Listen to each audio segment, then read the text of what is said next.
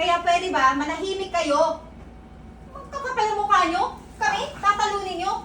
Hoy, manager ko ng subdivision, engineer ng subdivision na tinatayo dito. Oh. Tumpak! Kaya kung ako sa inyo, papakaladkad ko na lang kayo sa guard para umalis na kayo dito sa loob ng subdivision, ha? Kasi sinisira niyo yung araw namin.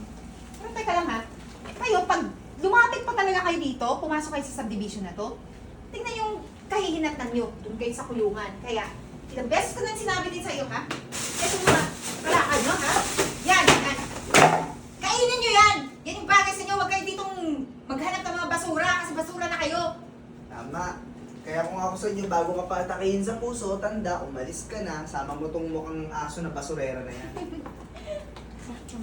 Alis! Alis na! Alam nyo, ang sarap pa rin kumain ng galing sa tama yun. Perang gagastusin mo.